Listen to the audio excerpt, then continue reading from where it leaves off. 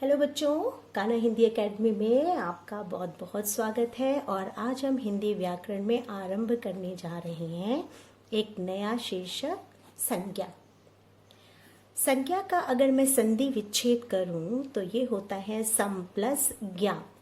सम से हमारा तात्पर्य है संपूर्ण और ज्ञा से हमारा तात्पर्य है ज्ञान। अर्थात संज्ञा में ऐसे शब्द होते हैं जिससे हमें अपने आसपास की सभी वस्तुओं चीजों का संपूर्ण ज्ञान हो। तो हम कह सकते हैं कि जैसे मैं इस कलम से काम कर रही हूँ, ये हम व्हाइट बोर्ड का प्रयोग कर रहे हैं, तो हमने इन्हें भी कुछ ना कुछ नाम दिया है। अगर मैं कहूँ मेरा भी कुछ नाम है, आपका भी कोई ना कोई नाम है, और हमारे आसपास जितनी भी वस्तुएं विद्यमान होती हैं हम उन्हें कुछ ना कुछ नाम अवश्य देते हैं।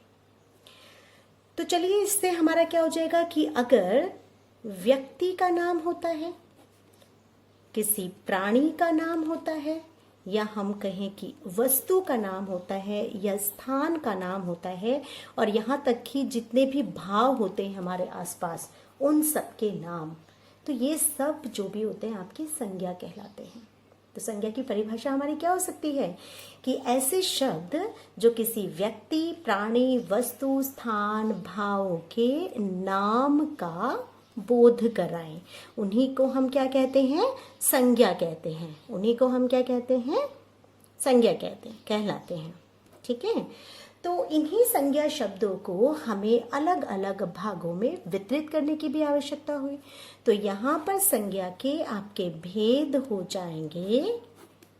कौन कौन से? सबसे पहले हम कहते हैं व्यक्तिवाचक, और दूसरा जो हमारा भेद होता है वो होता है जातिवाचक। अब इनका अर्थ भी समझेंगे कि इन्हें ये नाम क्यों दिए गए। और जब तीसरा हमारे पास आता है वो होता है भाववाचक। तो आप कहेंगे कि क्या इसके सिर्फ 3 होते हैं भेद? नहीं, इसके 5 भेद होते हैं। जातिवाचक को और आगे उपभेद में बांटा गया है, उसे हम बाद में पढ़ते हैं। पहले हम आते हैं अपने व्यक्तिवाचक पर। तो व्यक्तिवाचक में हमें क्या देखना है कि हमने कहा था कि ये किसी ना किसी के नाम होते हैं। तो यहाँ पर व्यक्ति से हम क्या कर सकते हैं कि किसका नाम होगा इसमें? तो हम कहेंगे बच्चों, इसमें किसी विशेष, किसका विशेष? किसी विशेष व्यक्ति का नाम होगा, किसी विशेष प्राणी का नाम होगा, किसी विशेष स्थान या फिर वस्तु का नाम होगा। हम यहाँ नदी, पहाड़, झरने, पुस्तकें, दिशाएं, समाचार पत्र कुछ भी ले सकते हैं जो हमारे आसपास है, लेकिन उनका जो कि कोई विशेष नाम हो वो आपका व्यक्तिवाचक में आता है। मान लीजिए एक व्यक्ति है राम। मान लीजिए प्राणी में हम पशु या पक्षी किसी को भी ले सकते हैं। हमने यहाँ पर पक्षी ले लिया कोयल। हम किसी भी स्थान का नाम ले सकते हैं। तो मान लीजिए हमने ले लिया यहाँ पर दिल्ली। किसी भी हम वस्तु का नाम ले सकते हैं यहाँ पर। तो हमने ले लिया यहाँ पर रामायण, क्योंकि रामायण एक पुस्तक है, पुस्तक एक वस्तु है, और यहाँ पर हमें क्या लेना है? एक विशेष नाम लेना है। तो यानी हमें समझना क्या है यहाँ पर कि व्यक्तिवाचक में किसी भी व्यक्ति, प्राणी, वस्तु, स्थान का विशेष नाम आता है। ठीक है, हमारे आसपास जो भी चीजें होती हैं उनका विशेष नाम आता है। तो वहीं जातिवाचक क्या करती है? इन्हीं व्यक्ति, प्राणी, वस्तु, स्थान की विशेष जाति का बोध कराती है आपको। ठीक है, जैसे अगर मैंने माना राम कोई पुरुष है, या मान लिया कि राम कोई लड़का है, तो ये क्या हुआ? ये उसकी जाति का बोध करा रहा है ना, क्योंकि उसका विशेष नाम था तो हमने कहा राम। लेकिन अगर कोई उसका विशेष नाम नहीं था तो लड़के तो सभी हैं, पुरुष सभी हो सकते हैं। यानी यहाँ क्या होगा कि अगर मैं जातिवाचक की, जैसे मैंने व्यक्तिवाचक की परिभाषा बताऊं तो क्या बताऊंगी आपको कि किसी भी व्यक्ति, प्राणी, स्थान के विशेष नाम का बोध कराने वाले शब्दों को हम क्या कहते हैं? व्यक्तिवाचक। इसी प्रकार से मैं जातिवाचक को कह दूंगी कि किसी विशेष व्यक्ति, किसी व्यक्ति, वस्तु, स्थान की संपूर्ण जाति का बोध कराने वाले को हम क्या कहते हैं? जातिवाचक। तो जैसे मैंने यहाँ पर कहा कोयल, कोयल क्या है? एक पक्षी है। तो हम यहाँ पर पशु भी ले सकते हैं। ठीक है, तो क्योंकि ये पूरी जाति का बोध करा रहे हैं। ऐसे मैंने यहाँ पर लिया था दिल्ली। तो दिल्ली क्या है? एक शहर है, क्योंकि ये स्थान का नाम है ना। तो किसी भी शहर का, सिटी का नाम हम यहाँ पर रख सकते हैं। ठीक है, मेरठ भी हो सकता है, देहरादून भी हो सकता है। ऐसे हमने रामायण लिया था तो पुस्तक, और पुस्तक भी क्या होता है? सारी पुस्तकों की जाति का बोध करा रही है, उसमें कोई भी पुस्तक आ सकती है आपकी। ठीक है। तो यहाँ पर आ जाएंगे आपके, इसे कहते हैं हम जातिवाचक। तो जातिवाचक हम क्या कहलाते हैं कि इनकी संपूर्ण जाति का जो बोध कराए वही आपके जातिवाचक कहलाते हैं। अब आते हैं हम भाववाचक में। तो भाववाचक क्या होता है कि ऐसे संज्ञा के शब्द जो इन्हीं प्राणियों, वस्तुओं, व्यक्तियों के क्या बताते हैं हमें, गुण, धर्म, अवस्था, ठीक है, उनका स्वभाव कैसा है, ये सब चीजें हमें बताते हैं, इनके मनोभाव, इनके विषय में जो बताते हैं वो हमारे कहलाते हैं भाववाचक।